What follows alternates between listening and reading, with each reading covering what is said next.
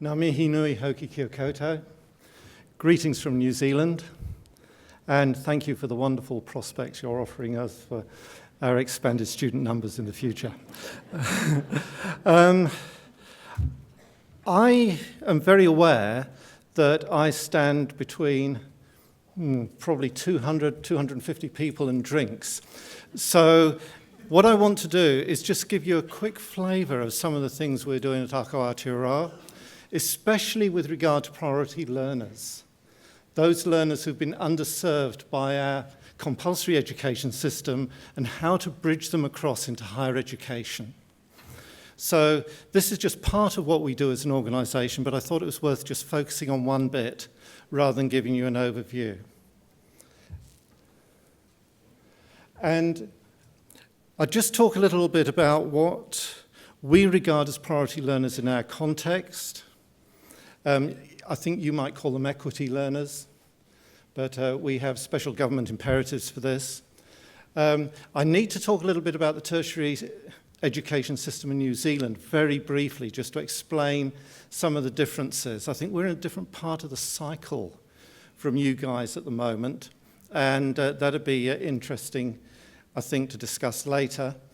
And then I want to talk about how Aotearoa fits in with this, some of our work, and finish on a few learnings that we've gained in doing this.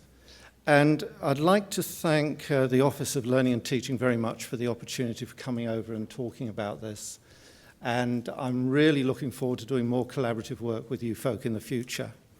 So if anybody is interested in particular aspects of what I want to talk about, please come and talk to me afterwards, and we'll see if we can arrange something that's collaborative across the Tasman. So, who are our priority learners? In a New Zealand context, within our government priorities at the moment, and I think this is completely apolitical, whichever party would be in power for us, it'll be the same priorities. There are Maori learners, our Pacific learners, our Pacific New Zealanders, and also learners under 25 who've been underserved by the school system and don't have a smooth academic progression into higher education. And government's been criticised in New Zealand for being very clear about these three priorities, because there's been the questions about what about opportunities for learning for life, etc., etc. But certainly it's focused the attention of our tertiary institutions on how best to serve these groups. And I think there's a fair point to make. If you serve these particular groups of learners better, you'll probably serve all learners better. So these are what we mean when we talk about priority learners. Characteristics of the New Zealand tertiary education system. Well, first thing I guess that's very different is that we tend to talk all the time about the tertiary system rather than breaking it up into further education, vocational, and higher education. For a small country, we've always had the vision of a comprehensive, coherent post-compulsory sector. I think it's fair to say after 20 plus years of trying to do this, we know that it's not achievable. And I'll explain a little bit about why later. But we do tend to talk about tertiary. And for an organisation like ours, this is quite important, because our role as a sister organisation for the Office of Learning and Teaching is that we do deal with all activity right across the post-compulsory sector. So workplace learning is important for us. What the private providers are doing at lower levels in our framework is important for us, as well as the polytechnics, the wānanga, and the universities, all of whom have very substantial higher education portfolios.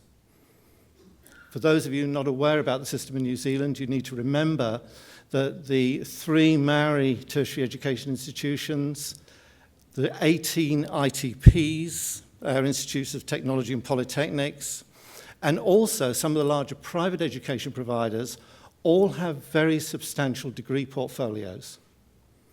There's a lot of students going through the degrees in those organisations, and they all get equal funding from government per student, as do the universities.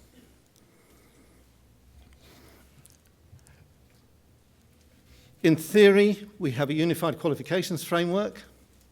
I don't know if yours works any better than ours, that's a completely different lecture, but in theory we have one. We also have the problem of dealing with at least 4 major government agencies in tertiary. We have a Ministry of Education, the Tertiary Education Commission, which is our funding agency, a separate qualifications authority, and increasingly the Ministry of Business, Innovation and Employment is driving our tertiary education and in particular our higher education agenda. It's all about education which is fit for purpose for New Zealand Inc. and New Zealand's economic development and prosperity. And as with all governments, there's some fundamental ideological questions about where government should intervene and where they should be light touch. At the moment, New Zealand is working in what's known as a high trust, high accountability model. We see the accountability, we don't necessarily see the trust.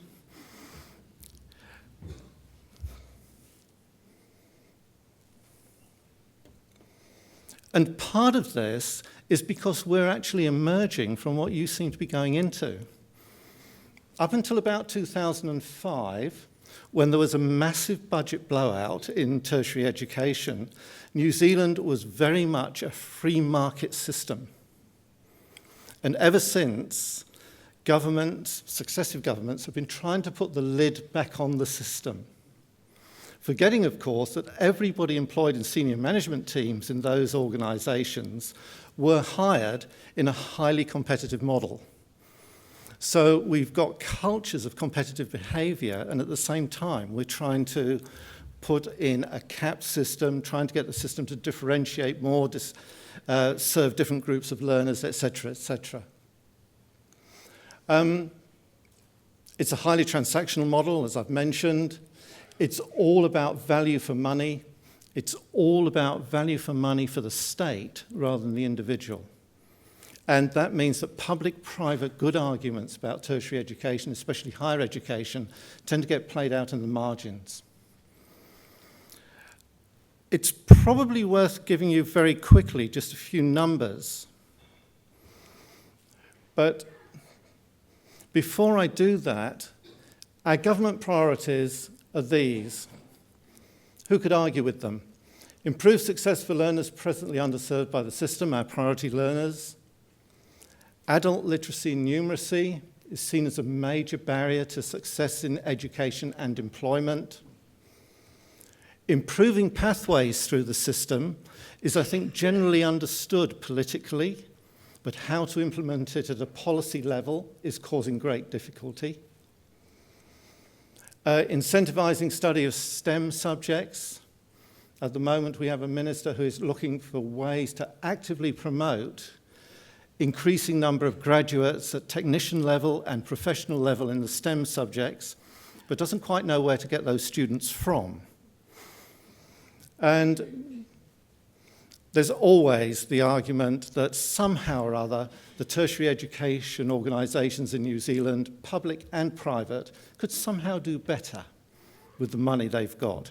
Does that sound familiar? Yeah. So we're slightly different, but very much the same, I think. 4.5 million population. We have the best part of 600,000 students in some form of tertiary education. And roughly 55% of those are in higher education, as is internationally defined, either doing diploma level qualifications or mainly degrees or postgrad.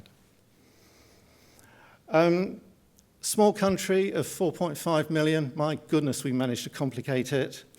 At the moment, we've got 357 tertiary education organisations that are funded directly through government through Vote Tertiary.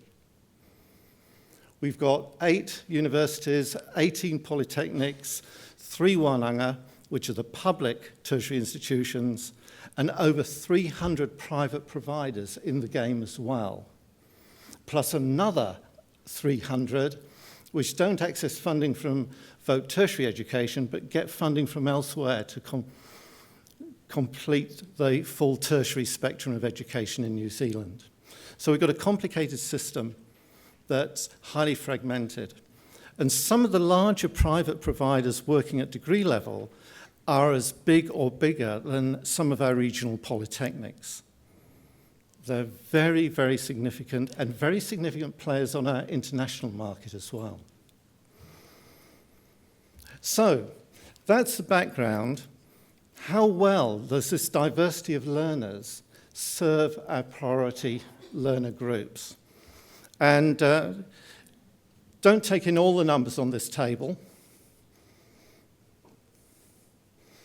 but what it's designed to show that, and it's no different in the private providers either, but in the public institutions, the universities, the polytechnics and the wānanga, there's a significant achievement gap for Maori learners, for Pacific learners, and if I'd had room on the slide, I could show you a significant achievement gap for under 25s as well, who are not progressing through the traditional academic routes.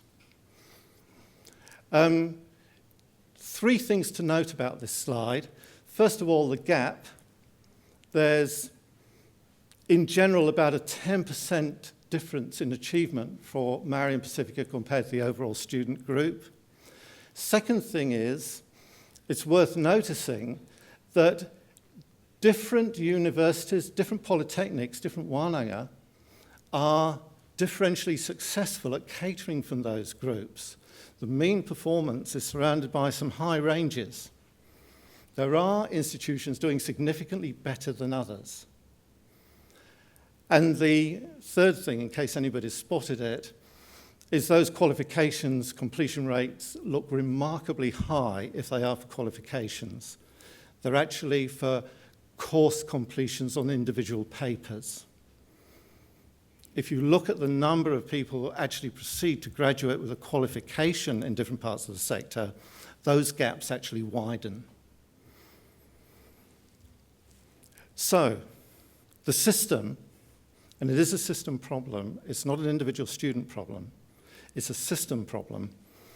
The system is not serving these groups of priority learners particularly well. And one of our major programs of work has been to try and support individual educators, institutions, to actually support the success of these learners. So, where do we fit in as an organisation? First of all, that's our mission and mandate, the best possible educational outcomes for all learners. I should probably make it clear that we are an independent organisation. In the programme you've got, I'm assigned to Massey University. That just happens to be my street address. Massey University hosts us as an organisation, but we're an independent body.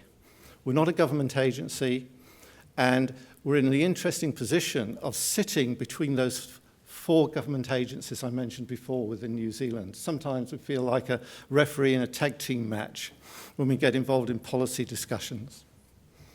But for us, the bottom line all the time is about, will this work actually benefit learners? That's why we're so keen to work with you folk, because we know that's your bottom line too. And it's about time, I think, I explained what our name means. You're probably all aware that Aotearoa is the Maori name for New Zealand. Ako is the Maori name for both teaching and learning. There's no separate words. And when we were set up as an organisation and were gifted the name, it seemed to be very appropriate, because the experience of a good educator is that they learn from their students, they learn how to be a better educator, they learn new things about the world and themselves through interactions with their learners, who hopefully are learning things from them as well. So we're very jealous of that name, Ako. And if you're a teacher, you're a kaiako. Kai Alko, the food of learning. Kai is food. And Tauira, if you're a learner.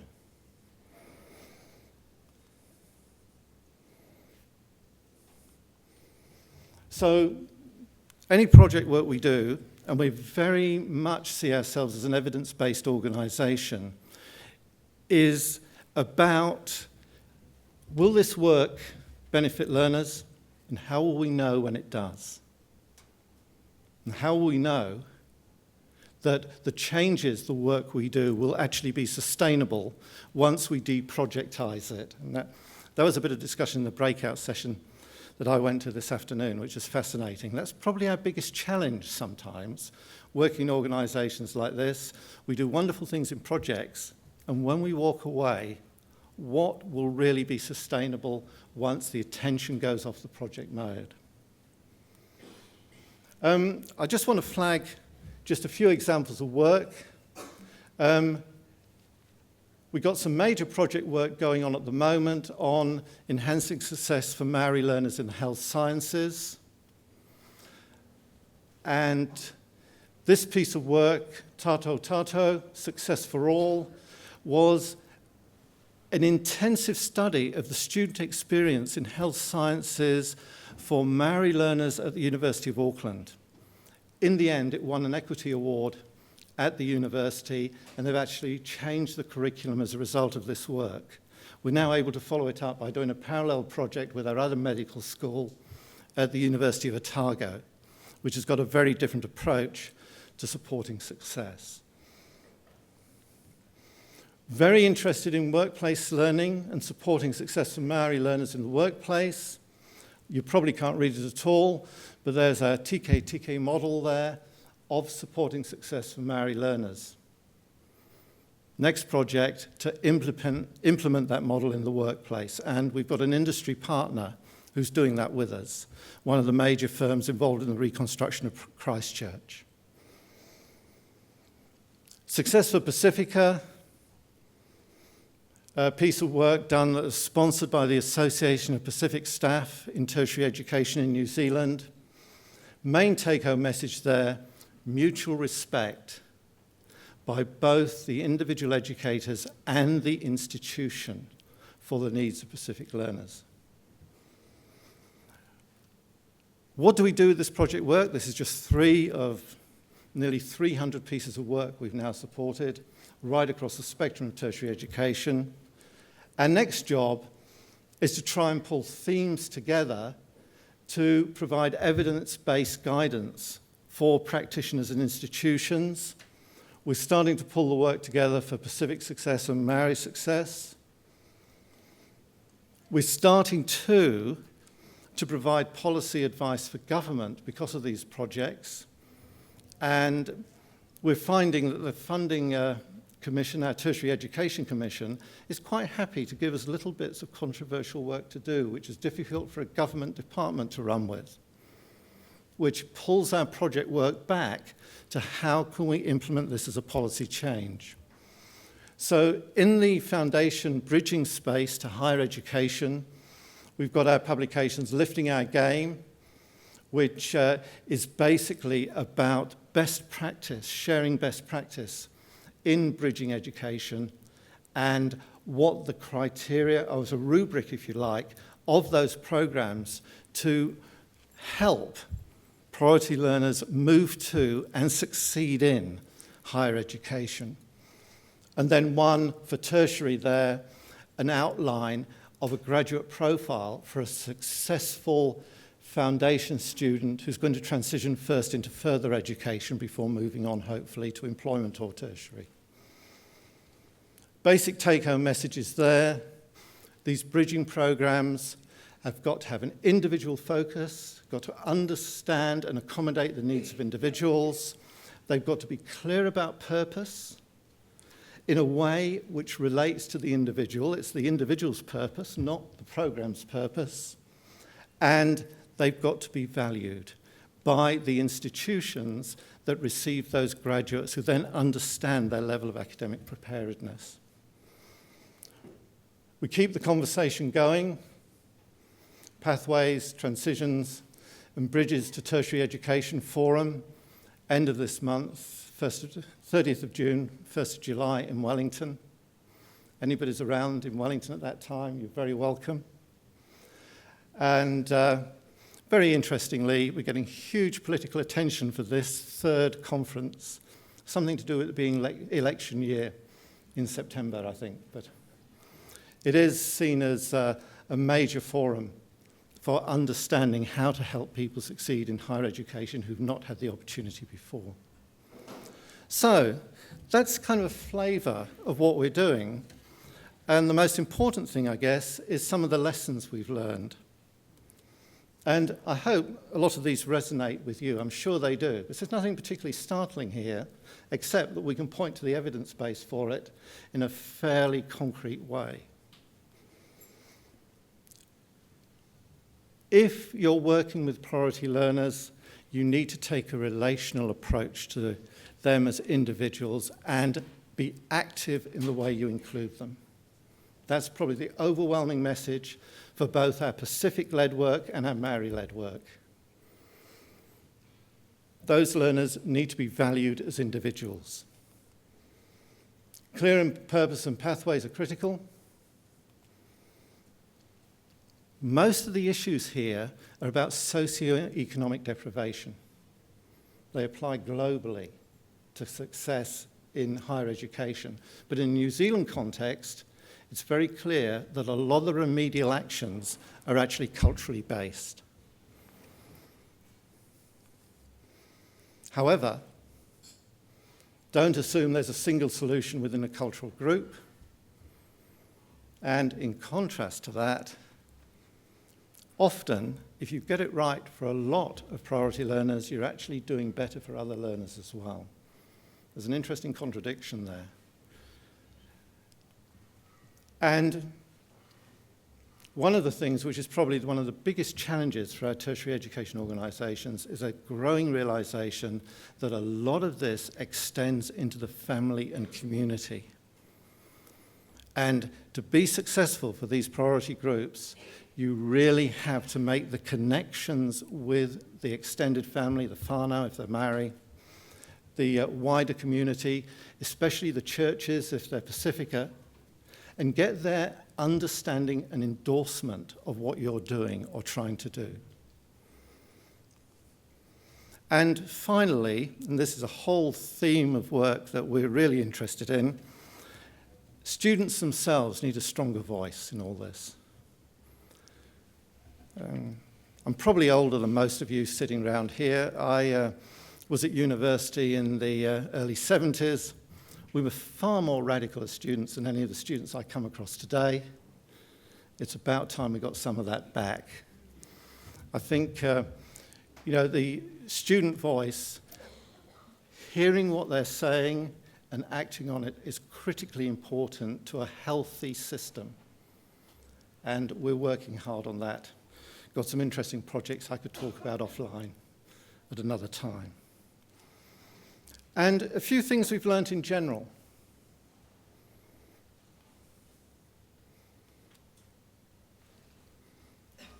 I'm pretty sure it's the same here as it is in New Zealand.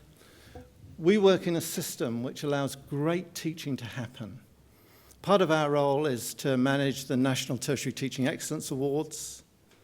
I can put my hand on my heart as one of the selection panel that there's some absolutely brilliant stuff going on. And I've seen examples in Australia of the same. There's some brilliant stuff going on. But there's a big however to this. We don't do enough to share good practice. And we work within, or at least New Zealand works within a system that still allows the mediocre to happen as well as the brilliant. Sometimes the mediocre comes from the next door office to the brilliant as well, which is a bit unfortunate.